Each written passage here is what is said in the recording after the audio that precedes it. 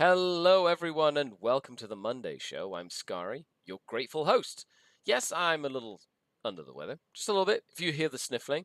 But today is Monday, and this is a show I do for patrons where I break down questions, a topic that matter to me in the hobby week, and it's like a bonus show that I do for everybody who supports me. So thank you so much. Now, every once in a while, I open the vaults and I do a show like this for everyone to enjoy. And of course, if you would like to support me on Patreon, the link is in the description. Best way to support the channel and what I do so I can continue to make awesome videos like this. Which goes without saying, if you just enjoy the videos and you like learning and watching, that also works. So, I have been remiss, and I haven't really been talking much about new 40k. Like, I've done a couple of things here and there, but I've been really focusing on a variety of different things. And I am very, very excited to talk about new 40k.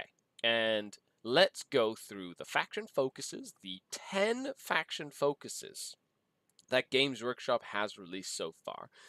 And I get to give you my thoughts. I'm super excited about this new edition. And I have been playing this game for over 23 years. Like, it has been, I'm 36 right now, and I started playing the game when I was like 12. I've been playing this game for a long time. This is my 7th edition change. I started in 3rd edition Warhammer 40,000, and now we're going into 10th edition. Or I guess they don't call it 10th edition, but essentially the 10th version of the tabletop game of Warhammer 40,000. And I love that Games Workshop has been very involved in telling us like what we're going to see with the factions and cool rules and kind of like tidbits. Now, it's important to note that when you look at this sort of thing, you need to see it with an absolute grain of salt, because we don't have all of the information, so we cannot like derive and make up like information without full context. Like, context is massive in Warhammer. And we saw this when 9th edition was released, and people started freaking out about like the randomest things, whether it was point values or whether it was like book releases or like looking at leaks without like context. We don't know what's going on. So everything that we see here has to be taken with that sort of grain of salt. You have no idea what the framework is going to be. You have no idea what the sort of like the different dynamics of the special rule mechanics is going to be, and we cannot prejudge what we don't know. Now, I can be critical of Games Workshop. I'm a huge fanboy. They don't pay me, right? Yes, they send me products every once in a while so I can showcase them. So I guess I'm a Games Workshop shill in a way. But I've been playing this game for 20 some years, and I'm not going to let like a couple of rule changes stop me from playing and enjoying the hobby that I love. I love painting, I love collecting, I love creating stories, I love playing competitively, and it's like my life revolves around this game. So, with that sort of like, I guess, bias check in a way, yes, I guess I'm a little biased. Let's dive in. We've got 10 different faction focuses we're going to go into. We're going to go through them one at a time. We're going to answer questions from chat. So if you have any questions, throw them up. So hello, chat. Hello, Nicholas. Hello, Sindri. How are you? I hope everything's going well.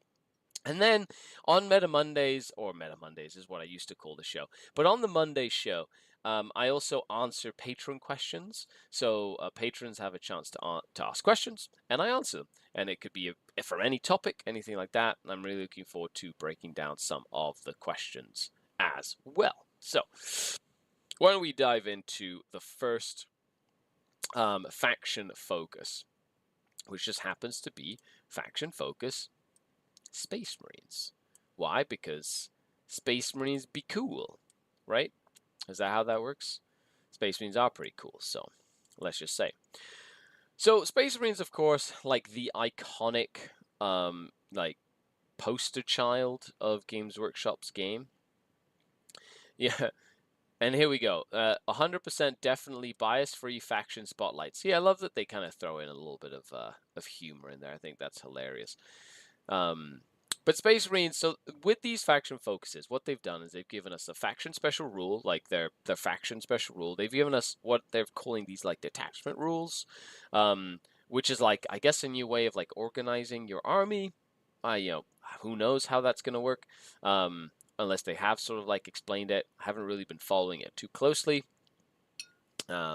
Nicholas says, I'm so excited for 10th and Combat Patrol in particular. Yes, Combat Patrol sounds like a really fun concept. Like, just get the Combat Patrol box and play it against each other. And it's, like, balanced internally. You know what? Awesome. Okay. The detachment rule for the Gladiator Strike Force is Combat Doctrine. So Space Marines have this special rule. Now, I think this has been talked about a lot. But the Gladius Task Force gets this detachment rule where you can go into Devastator, Tactical, or Assault Doctrine. And at the start of your command phase, you can pick one of them to have. And you can only do it once per battle. So there's 5 turns in a game. And 3 of those 5 turns, you will have something cool active. So Devastator Doctrine can shoot and advance. Now that can be very, very powerful. Even because normally that's only like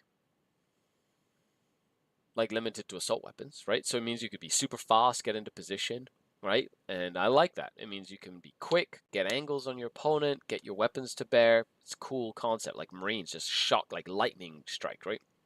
The Tactical Doctrine, unit can shoot and declare charge in a turn in which it fell back. Now that's neat. It's like the Ultramarine like special tactic we have now, but like for all Space Marines, I guess, right now in what's called a Gladius Strike Force. Is that right? What's it called? Yeah, Gladius Task Force. Ooh. And then the Assault Doctrine. You can advance and charge. So the fact that they're once per game is cool. You can kind of pick them when you need them, and they give you like a cool bonus for your army. Honestly, I like this style of special rule where you're kind of like having to pick it and it happens one time and then it's done, right? I like that style of like game design where it's not just something that you have all of the time. It's kind of neat. Daniel Perez says detachment rules are like the ninth faction rules. Okay, so Drakkari get one for cults, cabals, and covens, for example. Interesting. So detachment effectively replaces sub-faction chapters. They work like an army of renown. So kind of like I guess the Vigilus ones, where you had like the detachment, heroic detachments. What were they called?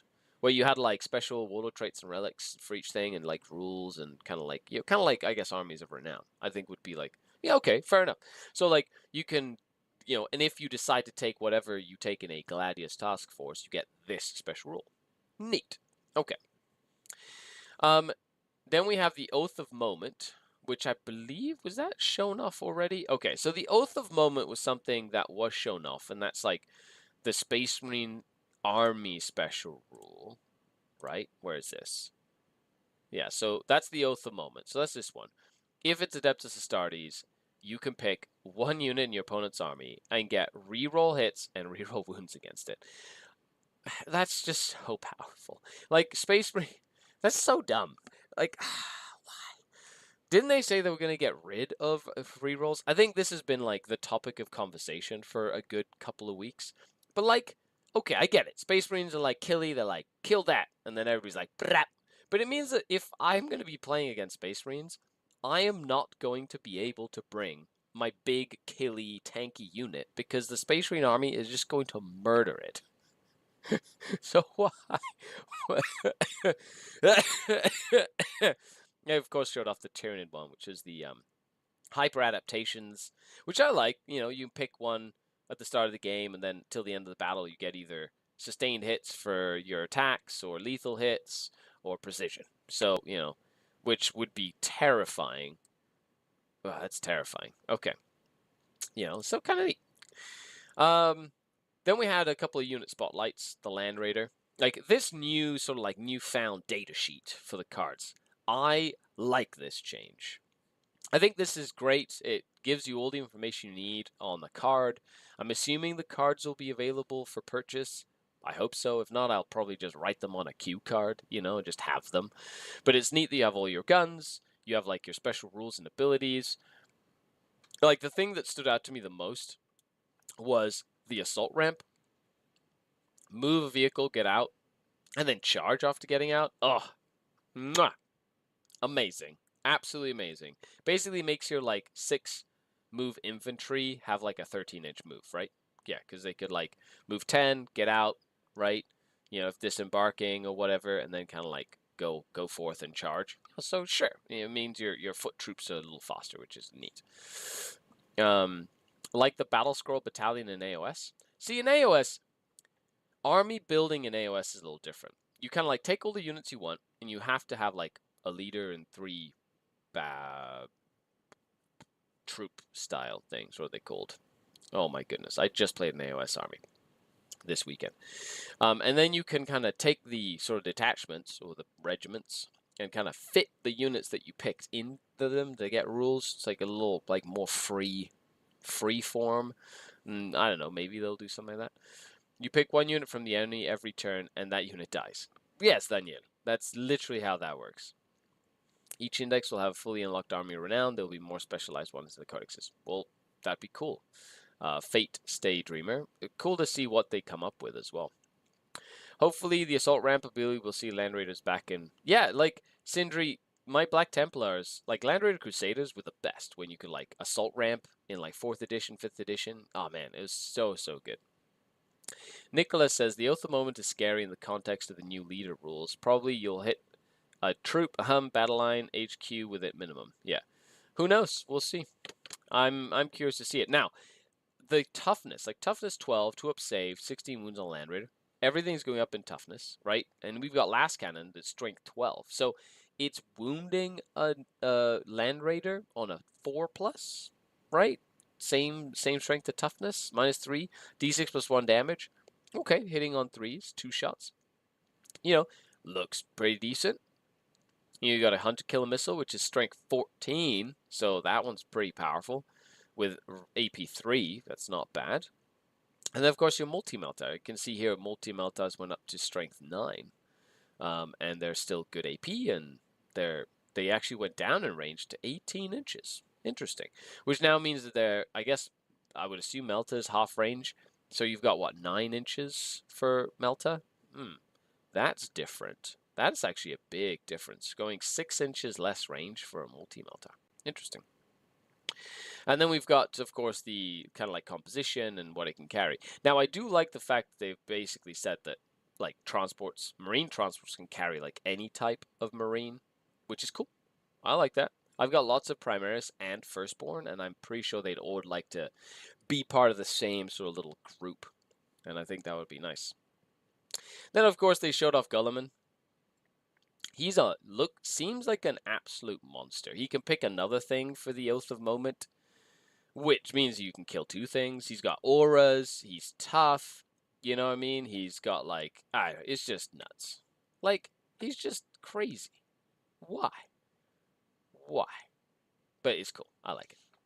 And then, of course, some Gatling kind of stuff, you know. Seems about right. The Super Laser Destroyer, strength 16. Like, we're seeing weapon rate damages go up. Sure, 2 shots. Lots of damage, up to 10 damage, so like kill a tank in a single shot. Okay, is that good for the game? We'll see. Maybe speeds up the game a little bit. And then a stratagem spotlight in this case.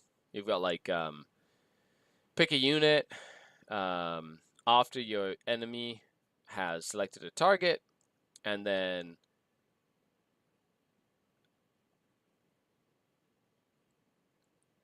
is it in the fight phase? Yeah, fight phase. So fight phase is basically fight on death for 2 CP.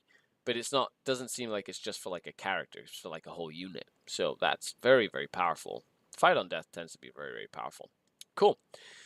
Okay, there you have it. So Space Marines. All in all, seems pretty neat. I like sort of like what they've been doing with the different sort of factions and whatnot, and that's kind of neat. And let me know what you think of the new Space Marine stuff in a comment. Make sure you like the video if you haven't already. And if you haven't subscribed, please subscribe. Okay. And hit that bell so you can get like notifications to when we go live and do videos. So then we have the Tyranid faction focus. Now, Tyranids, of course, and Space Marines, they're in the new box set. Right? They look really cool. They're like showing off all the new models. They did demos of them at Warhammer Fest, which sounded like a blast. I read like a couple articles of like who was playing with what and stuff like that, and a couple of different like tidbits of the game kind of like came out on that, which was neat. But Tyranids, they're like the new baddies of the edition, right? Like what is it? Leviathan. Like the whole box is called Leviathan. It's literally Tyranids going to consume the entire universe. So that's kind of scary. Like Chaos is now sort of like they were like I guess the big bads in 9th edition. You know, they ripped the galaxy in two with the Eye of Terror and all this stuff, and now sort of like the whole story is moving forward. And okay, so we have the synapse rule. The army rule is synapse, and then we looked at that other rule where it was like their adaptation rule or whatever. But here we've got synapse. So if your army's Tyranids, if your army's within 601 more synapse models, then they're within synapse, and each time they take a battle shock test, they test on 3 dice instead of 2. And something that they seem to have changed is you want to roll high, right? So for leadership, you want to roll high, right? To do like battle shock tests. So there's no like roll high for some things and roll low for some things. Like high is good in this game. Roll a big number, it's good stuff. Roll a little number, that's bad stuff. So that's neat. And it's added together, which is pretty cool. And then we have the Shadow and the Warp. Now this, and then we'll see later in the Adeptus Mechanicus book, is something they're trying to fit in. Like Battle Shock is a really interesting mechanic, I find. And it's going to be interesting to see how they sort of like how they change the mechanic to be like interact with the different like factions in the game. But when a unit is battle shocked, you know, and it kind of basically goes, you know, I'm battle shocked now, and then they become less effective, which means this could be really powerful at that crucial moment in the game, and you're like, unleash your Shadow and the Warp. Every unit on the battle, enemy unit must take a battle shock test. That could change the pace of a game. Crazy. And it's in either player's command phase. So you could do it in your command phase or your opponent's. And be like, oh, I need to hold all these objectives so I can like win the game. Battle shock, you know? Or you could be like, I have all my negative leadership debuffs if there's any in the book, who knows? But like if there's any and you can like modify it or whatever in any way. Oh, like morale shenanigans might be a thing that we see a lot in the edition based on something like this. This seems really powerful. You know, game-winningly powerful. The units they showed off, of course, Gene Stealers. They have a Scout. They're Synaptic, right? That's pretty cool. So they're good. They've got decent leadership. I guess 7 is average on 2 dice, but since they're Synapse, they're rolling on 3 dice. So I'd assume that's much better than average. A decent amount of attacks with good strength, good weapon skill, and reroll. So they're designed to go up against stuff that's on objectives, and they have a decent vulnerable save. Go kill stuff on objectives with Gene Stealers. It's a pretty straightforward unit, if you ask me. Nicholas says, I bet Drukhari will have some morale shenanigans. Seems good for them. Probably Power from Pain is the army rule.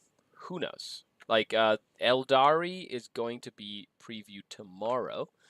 And I'm assuming Drukhari won't be too far off, because there are 10. What is it, 20 factions in the game? Or 18 factions?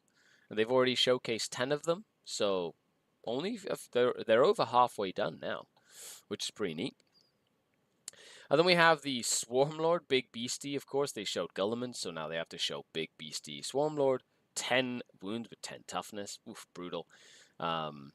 He is Synaptic. He's got the Shadow and the Warp. He is a leader. Does that mean he can join units? Oh my gosh. But what units would he join? I'm assuming he could join, like, what, Tyrant Guard or something, right? Like, that would make sense. Then we've got Psychic Torrent. So Psychic, like a attack, nice, and there's Bone Sabers with a 3 damage. So good close combat, lots of attacks. Once per battle, after your opponent uses a stratagem, you can make it cost more CP, so they get like a Vect. Neat. And its synapse is 9 inches instead of 6. Okay, so a longer synaptic range. I guess that's like it's the hive mindy power or whatever they used to have. Rupture Cannon. Oh my goodness. They showed us a 14 strength gun. Now this is what, 16 strength? Now this is 18 strength? 2d6 damage? Up to 12 damage? I don't like variable damage. That means it could do 2 damage or it could do like 12 damage. Average will be 7, but it's just as likely to roll a 6 or an 8. You know what I mean? On both sides of the variance scale. So, I don't know. But 2 shots, though. Hitting on 3s, okay. That's pretty good, right? But that, you know what? If we see Tyrannifexes be a thing with giant pew-pew guns, hey, I haven't seen a Tyrannifex on the board in a very long time. So hopefully they get some love. Endless Swarm in your command phase, 2 Endless Multitude units that are within Synapse range, or 1 that is not. Okay? 4 to 6 models get returned to each of the units. Okay, so it's like a regenerate, but for 1 CP, that's pretty good. It's heavy, so hitting on 2s if it doesn't move. Is it? It doesn't. Oh, it is heavy. Here it is. Nice. Yeah, you're right. So +1 to hit if it doesn't move, hitting on 2s. Like, okay, fair enough. So that is a dangerous anti-tank gun. Like, dangerous. That'll kill, right? Strength 18. That'll wound a Land Raider. And AP4, that's pretty damn good. That's like a melt-a-gun. So, I don't know. That does seem, maybe it's like, what do you think it's going to be, like 400 points? Nah, 200 points. 250? Put your, let me know what you think the point value of something like that would be. And then we can go back and like see when the indexes get released, be like, oh, we were real wrong. And there you have it. So Tyranids. All in all, like what I've seen, it seems like they are really going for that like terror bug feel. You know what I mean? The Gene Stealers are iconic. Are they going to be super useful? Who knows? They are definitely not. They're not battle line or whatever they're called. Is the 40k version of that battle line? Anyway, so they, you can only take 3 units of them, right? We don't know how big the squad is, so who knows? And we don't know how many points they are, but they seem pretty cool. Also, rerolls, because we need less rerolls. Then they brought in the Chaos Space Marine faction. So Chaos Space Marines, okay, they got a boost. They were pretty good towards the end of 9th edition, especially with like Illusory Supplication Terminators and Creations of Bile and a whole variety of cool combinations of rules that made them like really killy, right? And really resilient. So, I don't know. We'll see. If they have done a good job over the last couple of years of making them not just spiky Space Marines, which is what they were for the longest time. They were just like Space Marines with spikes. So, they have a lot of like, I guess, echoes of what Space Marines used to be, in terms of some of the rules, but they definitely have their own feel. And I like that a lot. So we have their army rule is called Dark Pacts. So each time a unit shoots or fights, it can make a pact. If it does, do an ability. So either lethal hits or sustained hits. And even every time it does a Dark Pact, it does a leadership test. If it failed, it suffers D3 mortal wounds. The fact that you can pick a different Dark Pact for each unit, as per reading this, tells me that it's going to slow the game down. That's the only thing. I wish it was just like, for your turn, pick a Dark Pact, and your whole army gets it. You know what I mean? Sure, right? But like, doing unit for unit, powerful, because you can pick and choose like what you want, depending on what the weapons they're equipped with or what they're shooting at. That's pretty cool, right? And it's in the shooting and the fight phase, so it can be a lot of stuff. However, keeping track of all that, you're gonna need a counter for every unit. Is that one on one Dark Pact or the other, or which one did you pick, or whatever? Like, I guess you can like pick it as you go. Sure. And then leadership test, and then D3 more wounds if you fail. Okay, fair enough. There's like a risk-reward thing, but it doesn't seem like there's a lot of risk, to be honest. Then you have your Legionnaires. Now, they're leadership 6. Okay, so decent leadership, I guess. Look at the amount of weapon options on these guys. Whew.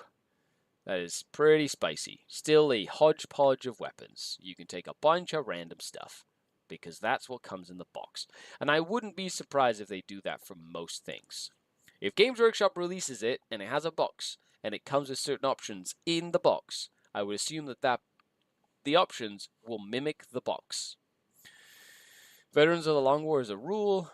So it seems like each unit's going to have like its own sort of abilities or rules baked in, which is isn't that kind of what we have now? Like, I guess we have the universal special rules, like ignores cover, or torrent, or pistol, or psychic, or hazardous, or heavy, or whatever those rules are, right? And they're like based. But then we have all these other rules, and each unit has its own datasheet rule, which is cool, but it kind of isn't that what they were trying to avoid in the first place? It seems like they're just doing that again. Every time you make an attack in melee, reroll wound rolls of 1 if they're within range of an objective marker. So basically the same thing as Gene Stealers get. They could make those two. It's the same rule. They could make those two things the same thing.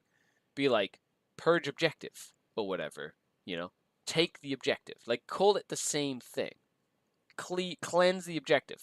Like whatever. Clear objective. Special rule, right? And then you could just avoid writing it again and just have that in the universal special rules. Like that's the whole point. Reroll tests for leadership with an icon. Okay, cool. Sounds neat. Then of course we have Abaddon. Now, I was very curious to see Abaddon. I feel like his durability has gone down in comparison to Gulliman. Because right now, Abaddon beats Gulliman pretty much every single time. Hans says, collecting data for the Tomb World. Hello, Hans. How are you? Thanks for coming to hang out. I'm putting a comment in the chat as well. Interesting. So he's only T5. He is a leader, though, so I'm assuming he'll be in a squad. Knowing Abaddon, like, what do you think he would join? He's got his Dark Pacts thing. He can select an ability, one of these 3 abilities, and he gains CP when he does Dark Pacts. Neat. So that sounds really cool. That sounds really, really cool. Hold on one second.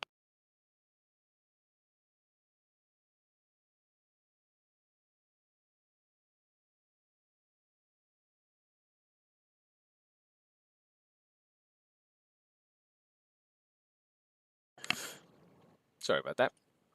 Okay, so then we have the Talon Horus, Drachian, and the Talon Horus in combat as well. Combination of different attacks.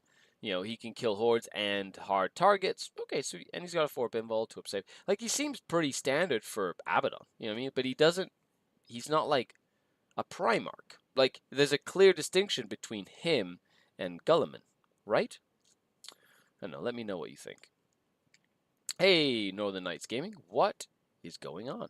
A lot of the things they have shown off seems to have devastating wounds. Yeah, they do. They definitely do. You know, I guess we'll find out like how impactful those rules become. You know what I mean? Bale Flamer. I haven't seen Helldrakes in a long time, but you know, D3 plus 3. It is ignore cover torrent. Okay, so decent. Strength 6, 2 damage. So like a 4 to 9 shot Flamer. And of course, they showed off what torrent does. It just automatically hits, so it's the flavor, basically. But I like that it's just a weapon, and they could literally give that to any weapon and just make it auto-hit if they wanted to. Neat.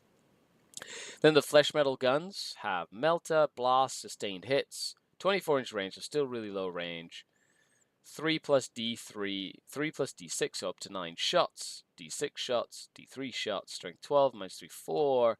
Strength 8 minus 2, 2. Strength 5 minus 1, 1. Okay, so sure, they've got a variety of different weapons. I don't know. Depends on how many points they are, really.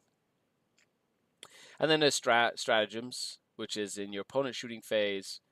Pick one unit from your army that was selected as a target.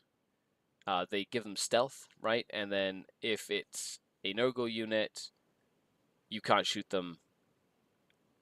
Oh, that's just after an enemy unit. At the end of the phase, use it. Nurgle unit. Till the end of the phase, your unit can only be saved to target. Range attack if the attacking model is within 12. So you basically make them disappear and not get shot. Now that's pretty nasty. That's if they're Nurgle. Cool. Cool. Let's see. Like, there's not a lot of information in this one here. You know, it kind of gives us a glimpse of what they want us to see. But I don't feel like it gives us much. Right? If you disagree with me, please let me know in the comments. Just be like, no, Scary, you are wrong. And this tells me everything about Chaos Space Marines and every other faction. And Games Workshop is destroying the game I love. Or you can just suck it up and play the game. Because that's what we do. And we spend way too much money and time playing this game to be grumpy about it. They have named stealth in a few things now, but have they shown off what it is yet? I have no idea. I haven't really been keeping up with any of these releases because I've been focusing on other stuff. I've literally been focusing on like my iOS tourney, Team Canada training, life in general, and so this is me catching up. You can literally, I'm catching up with all of you and going through all this, right? But who knows, right? Like, who knows what it is? Okay, so faction focus. We have Necrons. So Necrons. Of course, John the Cron is super, super excited about this. Why? Because he's a Necron, and he's super, super excited about life. And let's take a look at their faction rule. So the faction rule, reanimation protocols. At the end of your command phase, each unit from your army activates its protocols and reanimates D3 wounds. If it's selected model, gains a lost wound. If all models have wounds, but none at starting, one destroy models return that unit with 1 wound remaining. And starting number of wounds, select one of those models, gains 1 lost wound. 1 or more models with fewer than the starting number of wounds remaining. 1 destroy model with 1 wound remaining. Okay, cool. Interesting. So each time you reanimate a wound, so up to D3 of these. So you can either heal a model up to 3 wounds, or if a model is wounded 2 wounds and you roll a 3, you can heal 2 wounds and then bring a model back, or you can bring a model back and then heal them or whatever up to a couple of wounds. Interesting. So it's each individual wound, and nothing further happens. So reanimation protocols has been something that I feel Games Workshop hasn't gotten quite right in a very long time. This gives me some very intense, like, Age of Sigmar death vibes, where, like, you know, if you've got, like, Oziark Bone Reapers or Nagash or something, you can reanimate and heal skeletons and bring them back and stuff, and it's actually quite a big deal. So I feel like we're going to see it be a lot more relevant in this sense than it ever has been. Like, you can still focus down a unit and kind of kill it and get rid of it, but I feel like more units are going to have access to using it instead of it being like, oh, well, do you have multiple wounds or 1 wound? Like, how effective is it versus this or that? Or how many models do you lose in a single phase or activation or whatever it was? So that's interesting. It's a drip feed info to keep everyone hyped. I am very hyped. Everyone is complaining to 9th, which is the wrong way to go about it since it's its own reset with own yeah. So don't compare this to 9th edition. It's its own game. The reanimation change, I think, is great, reliable, thematic, and not overbearing. Agreed. As an overlord, I'm hoping that that's in line of sight saves, that its line of sight saves us. Well, we'll see. We'll see what happens. Then we have this Awakened Dynasty detachment rule. Interesting. So while Necron characters are leading a unit, each time a model makes the unit, get +1 hit. Neat. So if you have a character in a unit, they just get +1 hit.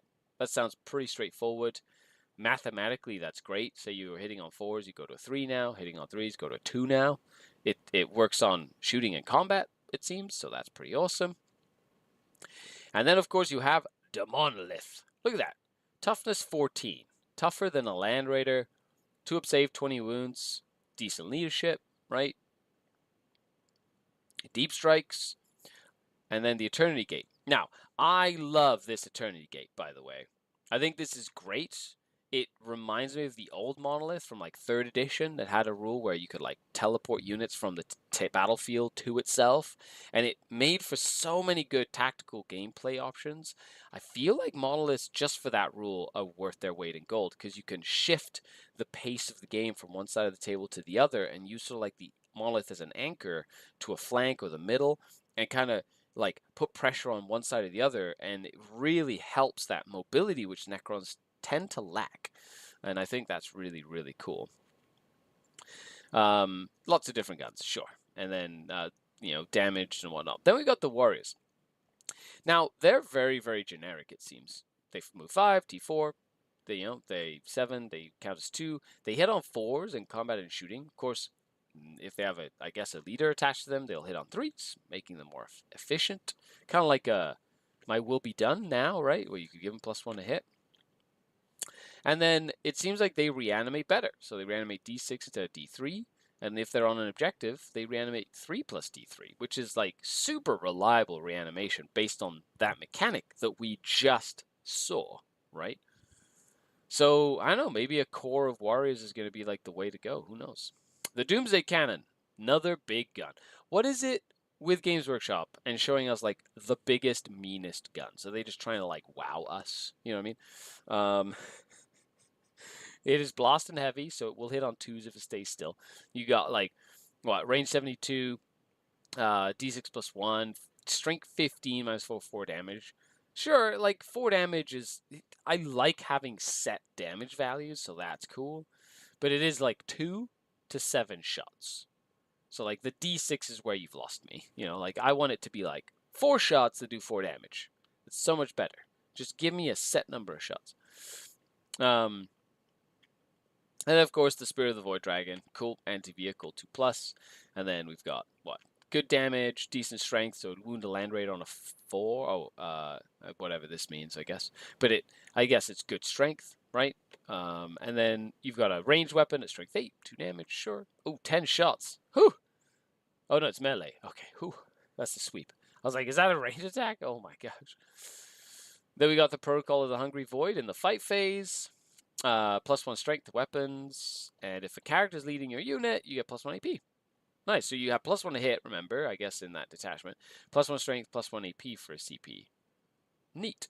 That's not bad. You know, how would that work with, like, Lich Guard or Tri-Praetorians? I don't know. Can they have somebody join them or something? Who knows? Necrons.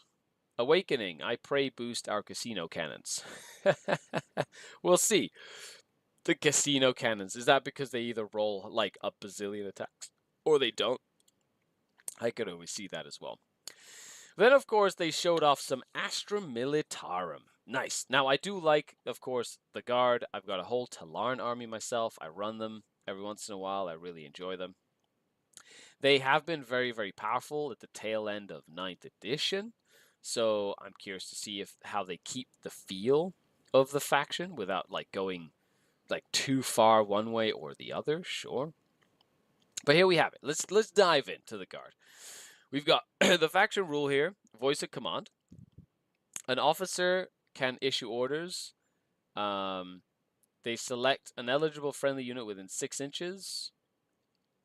And they get either +3 move, +1 weapon skill for melee weapons, +1 ballistic skill. Rapid fire weapons get +1 attack. That's just rapid fire weapons in general, not just last guns anymore. That used to be just like last guns. +1 save, or get better objective control. Neat. And leadership. Well, that's pretty cool. Orders are just fantastic. Being able to, on the fly, pick like a rule to give your unit to make them better for the moment, and having that flexibility is just incredible in the game of dice. Now, of course, Cadian shock troops. I will say, after reading this, the biggest thing that got me was the fact that you can have 20 strong Cadian shock troop units, which is nuts. Nuts, okay?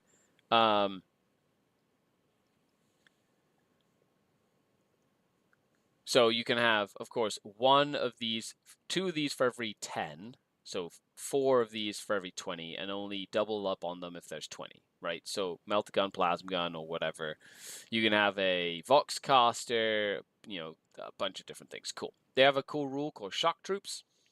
If they're within range of an objective mark at the end of your command phase, they basically sticky it. Neat. They've got a Vox caster and a bunch of weapons. Like, just your standard stuff. But a las gun is still just like hits on 4s, strength 3, no AP. Sure. You know, it's what Alaskan has always been. 2 sergeants is weird, but that's how I would be out of the box. But God, 20-man guardsman is going to be fun. It's going to be great, but that is very reminiscent to what we see in Age of Sigmar. You know, I have been playing Age of Sigmar for quite some time now, and like it'll be like 1 in every 10 can be a banner. 1 in every 10 can be a sergeant or a leader. You know, and you can have like multiples of the same, like big units. You know, the bigger the unit is, the more like cool stuff you have in it. But it's really up to like your own hobby thing. You could have one sergeant if you want, whatever. You know, you could have one guy with a banner for 20. Doesn't matter. You know, but you could have two, right? So I guess that's just something that you can keep in mind. And of course, they instead of showing us a Primarch or Abaddon, a Baneblade. Why not? Big Baneblade, toughness 13, so tougher than the Land Raider. 24 wounds, counts as 8 models on objective. Whew, that's pretty beefy. Big cannon stuff. I've got a Bane Hammer. I cannot wait to see what they do with the Bane Hammer. Yummy. With the shell, the like tremor shell or whatever. Oh, that would be so cool to see what they do with that. Now, each time an attack is allocated to an Astra militarum model, if that model is not fully visible because of the Baneblade, they get benefits of cover. Neat. It's a giant wall that provides cover. So you could literally, like, drive it sideways and give, like, your whole army cover as it, like, you know, sticking their noses out to get shots and stuff and be like, cover, cover, yay, get the, you know, that's really funny. And then the good old battle cannon. And, oh man, of course they had to show us the volcano cannon. So, strength 10 for a battle cannon. Neat, went up, I guess. Decent amount of shots. 3 damage, low AP. That's interesting that that the AP is like only 1. But then, of course, not being outdone, the big FU gun, the volcano cannon. It is heavy, right? So I guess it'll hit on 3s if it stays still. Strength 24, up to 4 shots. AP 5, 12, just straight up 12 damage. Oh, that is mean. You know, like 2 hits from a volcano cannon or 2 successful wounds will just kill a Baneblade instantly. Just like dead, you know. Oh my gosh, that is just terrifying. Absolutely terrifying. Banehammer might have area effect reduction in movement. Yeah, maybe. Hello, Mr. Frosty. How are you? Blast on an anti-tank gun is weird, but I'm guessing it's to stop it from shooting into combat. Yeah, could be. I love Horde Guard, says Hans. Yeah. And then I guess the reinforcement is, in any phase, pick a regiment unit that was destroyed and bring a unit, and then a unit that's identical goes into strategic reserves, and you can't bring characters back with it. But it basically recycle units for 2 CP. Like, what is going on? It feels so much like AOS in a lot of like ways. You're like the amount of stuff you get and like how you build a bunch of like things and like big guns and unit options and stuff. Very, very interesting. Okay, so we're halfway through all of the faction focuses that they've shown off.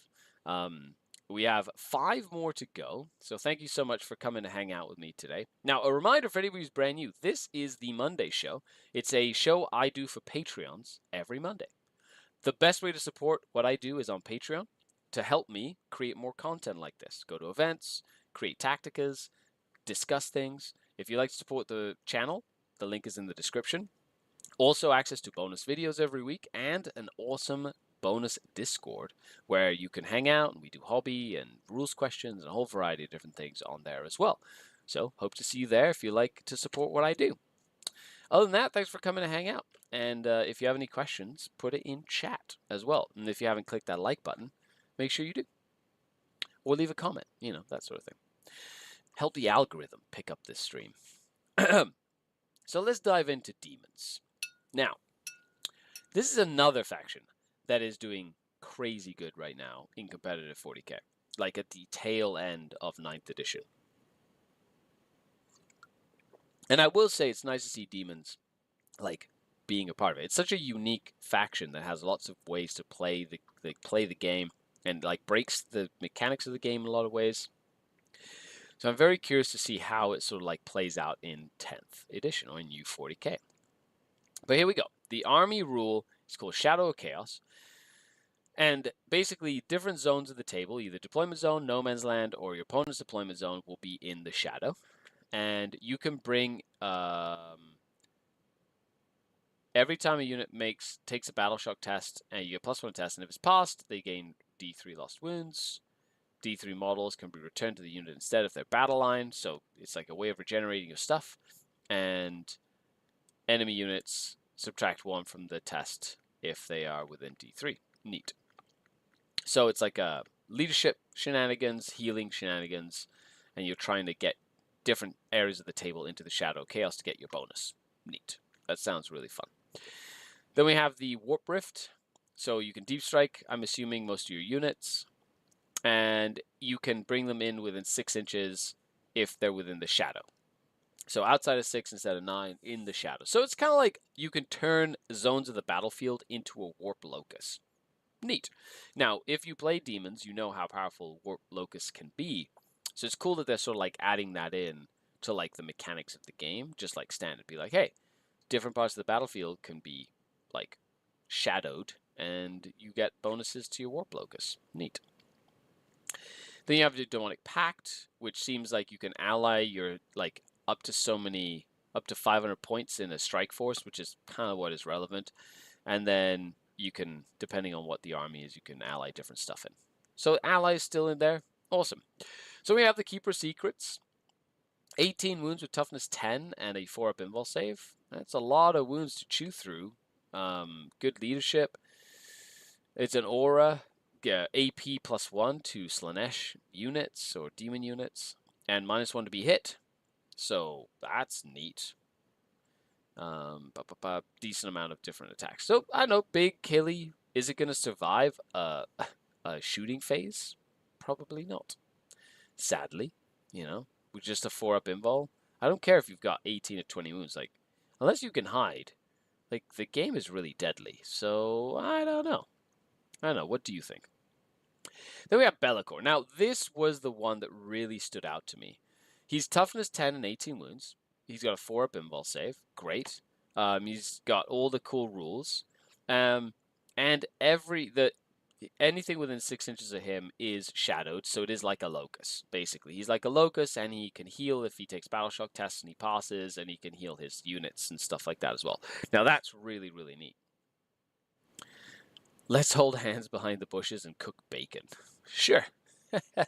Yeah, let's just be like, yay, let's hide and stay alive. It does get cover now. Well, sure. I guess they did show off how the cover rules work and stuff. So we'll see how that works, right? Line of sight has to be like boarding patrol.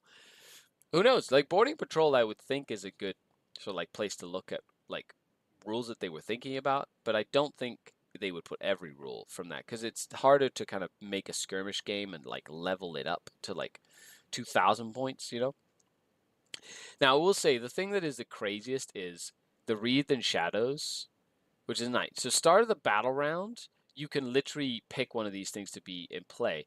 And any Legion Demonic unit within 6 inches of this can only be targeted by range attack if the attacking model is within 18. So you can literally have your whole army be immune to shooting in the first couple of turns. That's nuts. That is crazy. That rule alone, Bellicor would just be like an auto-include for me if I played Demons. That just sounds terrifying. We got a big blade for the big fat guy over here with extra attacks, lethal hits. What's his name? Great Unclean One. There you go. And you got the weapon skill 2, 6 attacks, AP 2. Oh, no, 3 attacks, strength 6. Sure. And then they showed off what extra attacks do. So it's basically an attack that they'll be able to do in addition to their other attacks. Neat. This time, a Bloodthirster with its strength 16, 6 damage, 8 attacks. Sure. Yes. Let's just, sure, big, nasty attack thing. Yeah, absolutely. And then we've got Corrupt Real Space. Any command phase. One demonic unit that can, within range of an objective marker. Look, it's basically, you make that objective marker a locus, so like the Shadow of Chaos, sure, and you make it sticky. So, awesome. I thought that was a Space Marine thing, but apparently Guardsmen get it, and then Demons get it too. So, I don't know. They seem like they want you to play the game and not worry too much about objectives. They're like, okay, stick to the objective and just go and play the game elsewhere. You know what I mean? So we'll see. Ranger super low, like Necron 9th edition, Codex Creep nailed the coffin. Yeah, we shall see. So, what is the next one we're going to be taking a look at? The Adepta sororitas, the Sisters of Battle. Nice. Like, Sisters of Battle, iconic. I have a little army of them. So cool to see that they're still giving the sisters some love in terms of like rules, and it's not just a pamphlet of rules, which they did get for a while. But here we go. If your army is Adepta sororitas, each unit from your army has this ability, can do an act of faith per phase using miracle dice. You get a miracle dice at the start of the turn, and every time a unit from your army is destroyed. Okay, neat. So not just when like characters die and stuff. That's neat. And then you can basically switch a dice out.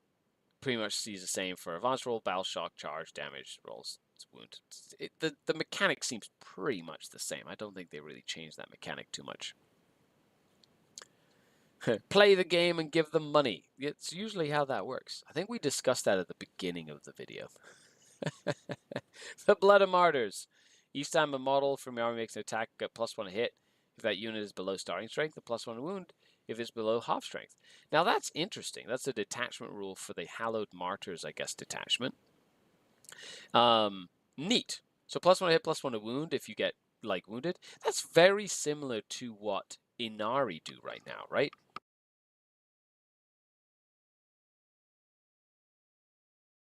I feel like Inari have like that style rune. They get what?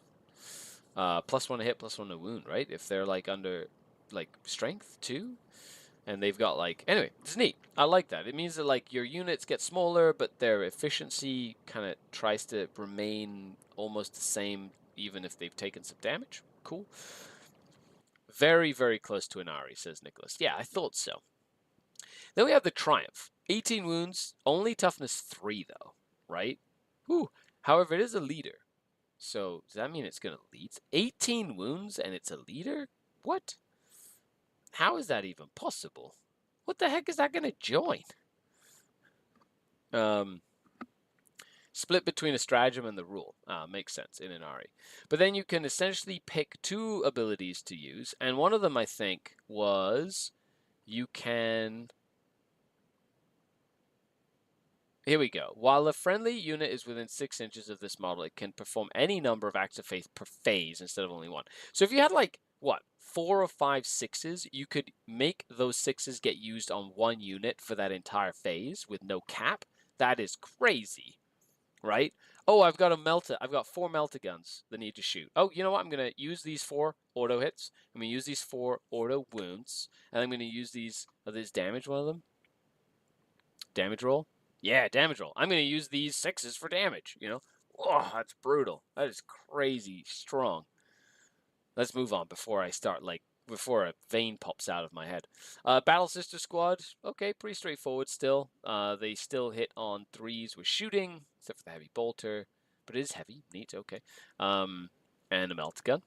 Still 12 inches, okay. Considering the multi-melta went down to, is it? Yeah, multi-melta went down to 18. That's a big change, honestly. I think that's a big change for meltas.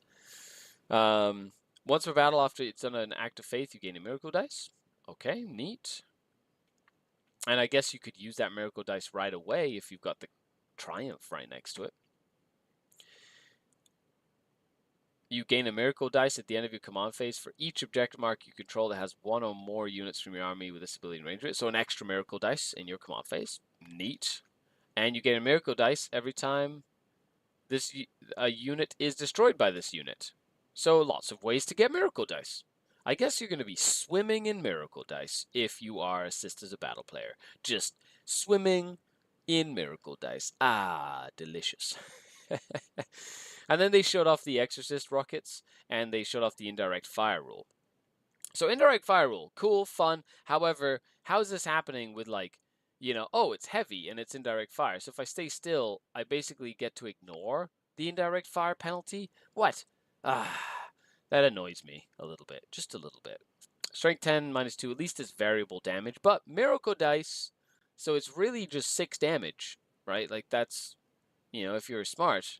And for number of attacks, it might as well just be 8 shots if you've got miracle dice. Anyway, that's miracle dice are a fantastic way of just breaking mathematics. Devastating wounds and lots of illumination. So strength 8 -2, 3, or 10 attacks, strength 5 -1. So we're seeing a lot of these like sweep strikes. We saw this in 9th edition. Seems like they're continuing with that style of thing. Rejoice to Fall in your opponent's shooting phase. one unit from your army that had one or more models destroyed, they could shoot, but it targets the unit that shot them, and only if that unit's an eligible target. So you shoot me, kill one or two models, I spend a CP and shoot you back. Cool. Out of phase shooting, fantastic. I really like that a lot, actually. It also means that your opponent has to be like, okay, do I just shoot you with like little shots, or do I just forego my like pistols or whatever because you're just going to shoot me back and do a lot more damage in return? But that's a cool stratagem, and the fact that they're like, making sure that the strats are less stratagems, but they're showing off some cool strats that, like, I want to use all of these stratagems. So let me know if you disagree with me, but I think they've taken all the cool stratagems and been like, let's just put in the stratagems that you want to use all of the time, because they're awesome. So, neat. And I hope the stratagems are not like the same stratagem in every faction. I hope that all the stratagems in the different factions are different. So far, they have been. So, neat. I'm glad Miracle Dice is still in.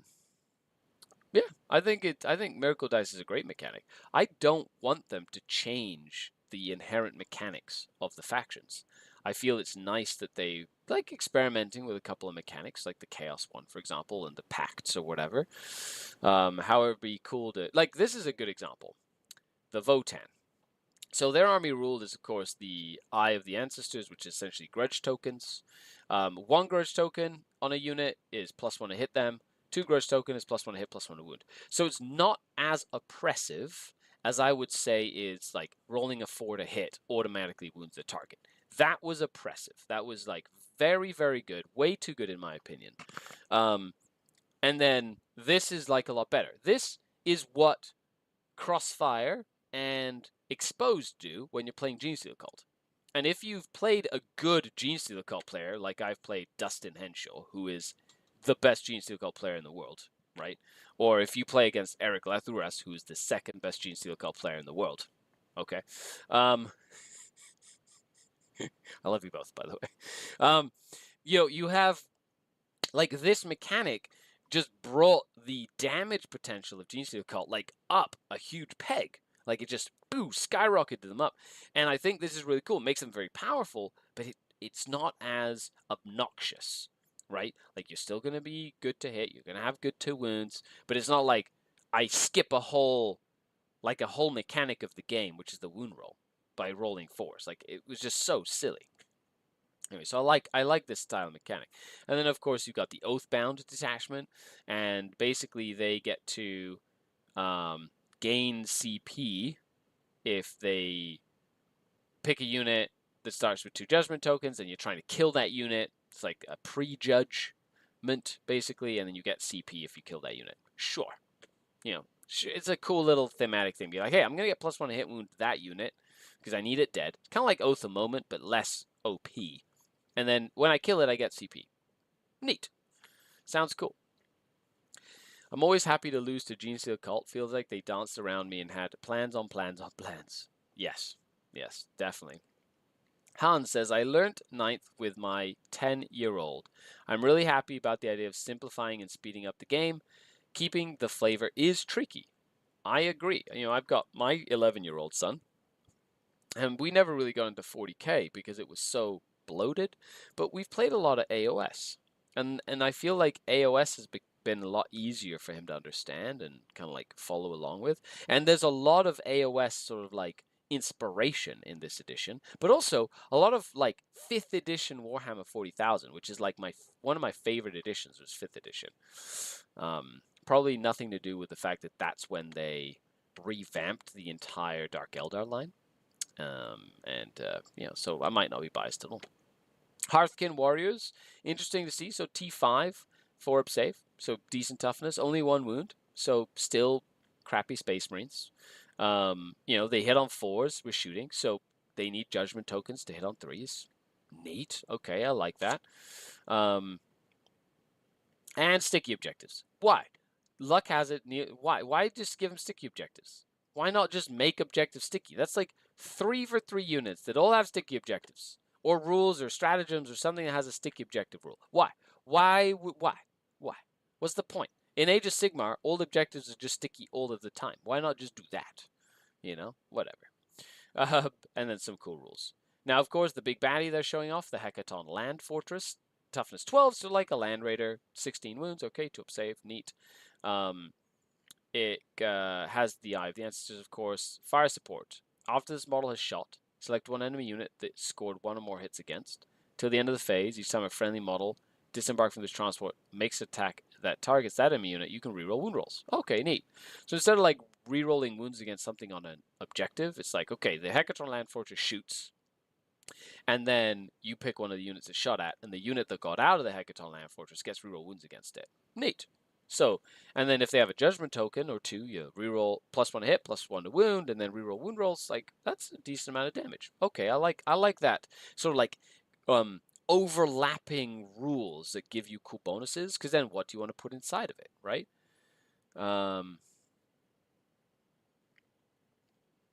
In this case, it's like saying, hey, put a shooting unit inside so it takes advantage of this fire support stuff.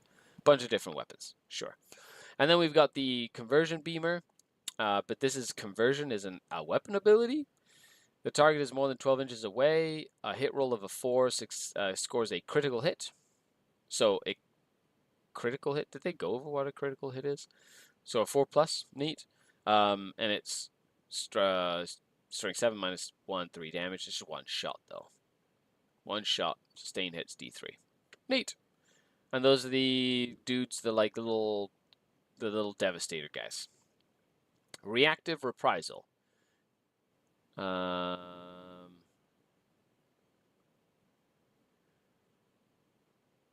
Just after an enemy unit had 1 or more judgment tokens resolves the attacks, one unit that was selected as a target can shoot that unit. So this is unlike the Sisters one. It's 2 CP, but it's your opponent has to have a judgment token on them, and then you just get to shoot them even if you didn't take any damage. Whereas the Sisters, a battle one, is like you have to take damage to. So, okay, it's very similar to that, but different. And it needs a judgment token on there. Okay, interesting. Still feels very dwarfy. Yes. Yes, definitely. Vehicles are not the only thing that has been given having some sausage sweatpants. Sure. You've got a lot of meaty comments today, Mr. Frosty. Yeah, I like it. Cool. We've got 2 more to go. Who's excited? 2 more to go, and then we are literally up to date with every single one that was released. And this is all in one go. And then, thanks a lot to all of you who've been hanging out. Let me know what your favorite one has been so far. What faction you are the most excited about. I'm the most excited about Drukhari, but I haven't even seen anything yet. So when that shows up, I'll be very excited. World Eaters. Oh, right. This is the World Eater Yahtzee. That's right. And you'll see what I mean in a second. But there we go. Blessings of Corn. So you roll 8d6, and then you need doubles or triples to activate one of these rules. So any double will do one of these 2. Any double 3, any double 4, any triple, any double 5 or any triple, any double 6 or triple 4, right? And you unlock it, and you can have 2 of them active per battle round. And you just roll it. So you need to roll doubles and triples. Sure. Very interesting mechanic. The only thing it has to do with Corn is that it's 8 dice. And I think that's it. What is going on? Han says, thanks for the all-in-one. You're very welcome. Thank you very much for hanging out with me on today's Monday show. Neat. Interesting. So, to be honest, like this advanced charge for the entire army sounds pretty damn good. What else? The fact that you can just get +2 to move for everybody for any double sounds like automatic almost with 8 dice. That's like, I don't think there's any way you can't roll any double on 8 dice. You got 6 dice, you could like do 1, 2, 3, 4, 5, 6. But like on 8 dice, you're going to roll doubles. You're gonna roll at least 2 doubles, right? 2 doubles are gonna get rolled regardless on 8 dice. That's just like mathematical, right? Like you can't not roll 2 doubles. Well, at a minimum, because then if not, it would be a triple, right? Anyway, so just saying. And then triples are good. Yeah. I'm most excited about skiing in New York City. Nice. That is drug slang. Oh man, Mr. Frosty, why? Why do you bring drug slang into our nice stream? Let's put you in a timeout. Okay, so then we have unit spotlight, we have Khorne Berserkers. And in the Khorne Berserkers, we have toughness 4, 3 up save with 2 wounds, 6 leadership, and an objective control of 2. And of course, you've got Blood Surge, which is pretty much the same as it has been in 9th edition, except you can't do it when it's battle shocked. Cool. And when you make a Blessing of Khorne roll, if the bear's unit is in range of an objective marker, you can reroll one of the dice. Cool. So you can actually like have some of the manipulation of the Blessings of Khorne. Interesting. Does that mean like it's for each unit of Berserkers you have on an objective? Like, could you roll multiple dice if you had multiple Khorne Berserkers on objectives? Interesting. Then you could really like try it out, right? Okay. Then we have Angron. Angron, big and meaty that they're showing off. He is, of course, Primarch, toughness 11. Like, what in the world? 16 wounds. It's gonna be so weird to play with. Like, what's your toughness? 12. Oh, really? What's my gun strength? 6. Oh, well, I'm wounding you on 6s. Like, toughness 11 means that like anything that's strength 5 is wounding it on 6s. Like, what is this madness? Okay. Then we got each time you make a Blessing of Khorne roll, this model is destroyed. You can use triple 6s from that roll to use this ability. If you do so, the model is no longer destroyed. It's placed back in Strategy. So I guess you can come back, but you need triple 6s to bring Angron back. What are the odds? Somebody who knows math, leave that in the chat. What are the odds of rolling triple 6s on 8 dice? Interesting. And then, of course, you've got, like, some ragey stuff. Neat, good invulse save. Lots of 16 wounds. Like, he doesn't seem like a lot of wounds. Like, Keeper's Secrets was 18 wounds, wasn't it? Big cannon gun. Sure, another big gun. Strength 14. Are they just trying to wow us at this point? Being like, look, another gun. Look at how powerful this gun is. Blood Offering. Any phase, one World Leader unit was destroyed within range of an objective marker. Oh, look, sticky objectives. I'm sensing a theme. Aren't you sensing a theme? I'm sensing a theme. Crazy fun theme. Sticky objectives for everyone. And lo and behold, we go to the faction focus that was today. The Adeptus Mechanicus. The terror of 9th edition that then went into oblivion because they got nerfed so bad that like they went from amazing to terrible. And there was no in between. And unless you were Richard Siegler, there was nothing you could do about it. I don't think that's true. I think you could still win with it. It was just very, very tough to win with. Doctrina Imperatives. So you can either pick the Protector or the Conqueror at the start of the battle round. So you can basically get heavy on all your weapons and get -1 AP if you're in your deployment zone. So like Armor Contempt, we know how good that is. And then Assault on all your weapons, and then +1 AP if you're shooting into your opponent's deployment zone. Neat, but what about No Man's Land? So I guess nothing in No Man's Land there. And then the Rad cohort has a detachment rule where you do, the first battle round, you do a bombardment that either battle shocks your entire enemy army or forces them to take battle shock tests. Oh no, they are battle shocked, or they take D3 mortal wounds on 3+. Man, so the more units you have on the board, the more they might take damage. And then Fallout, your opponent's deployment zone, it's dangerous and they'll take mortal wounds. That's really interesting, but I do feel like it was going to slow the game down quite a lot. Skitarii Vanguard, another 4-up ballistic skill unit, sure. -1 objective control for it, units within 3 inches that are not vehicles. That is cool. That is very powerful to take objectives. Like, very, very powerful. Does that mean if you're 1, you go to 0? Like, there's no minimum of 1, is there?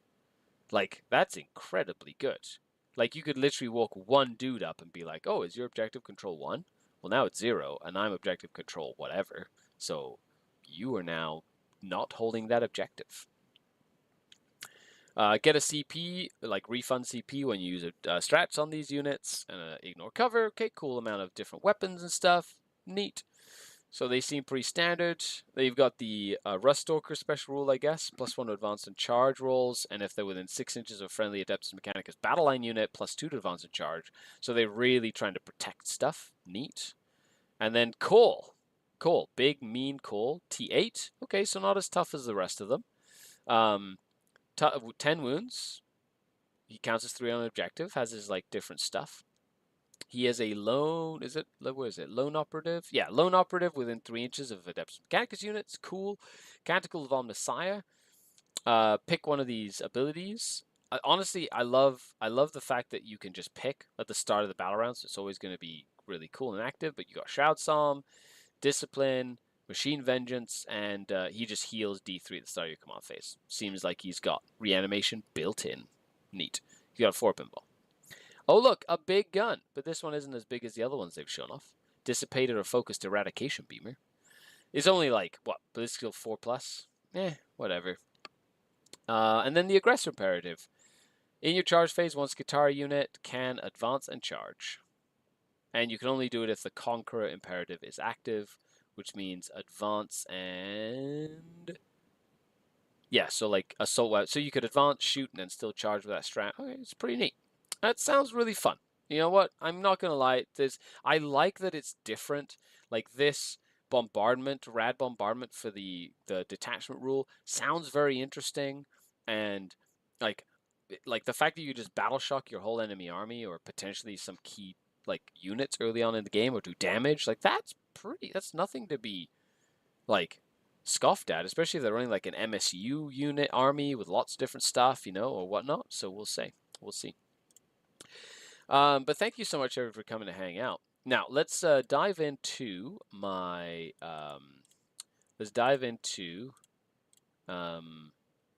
the question. So patrons get to ask questions for our Monday show, and then I go over them. So Ryan asks, he says, what coven do you think 3 Talos are best suited for? So I'll say, Ryan, like at least right now in 9th edition, the best coven for 3 Talos, I would say, is like either Dark Creed, which is essentially Dark Creed, which is the leadership debuff one, mainly because they got core back, so they can use their heat lances to snipe characters and ignore the lookout sir rule so you can pay CP, use it on unit Talos, they can snipe characters, boom, and their triple heat lances or 6 heat lance shots should melt a character or 2 that your opponent was hoping to keep safe. So that's always really, really dangerous. Another one I really enjoy is Prophets of the Flesh, because of the fact that they heal a wound every turn. So even if your homunculus is not around, or you decided not to bring a homunculus, you can just heal them up, which is very, very useful, and keeps them alive just a little bit longer. And then when all else fails, you can use the custom coven for get reroll all wound rolls for 1 CP instead of 2, and exploding 6s to hit in like the first round of combat, which means that then you can like double it up with double exploding 6s on the Ichor injector to get extra mortal wounds and more attacks. So that's probably the third and more effective way of running triple Talos or Talos. Well, thank you very much for hanging out with me today. Don't forget that this is a bonus show for patrons. So if you'd like to support the channel and what I do, the link is down in the description. Click on it. It's a blog. We got a bonus Discord and bonus videos every single week, as well as an awesome community that you can be a part of, and it helps me create the videos. That's literally what it happens, is I get to do this thanks to the support on Patreon, and without it, I wouldn't be doing this. So thank you very much for hanging out with me today on the live stream, and let me know what you think about the faction focuses, what your favorite was, and what you expect moving forward into the future. After all, I've been Skari, your grateful host. Sign off until next time. Skari out. The Dark Kin. Bye, everybody.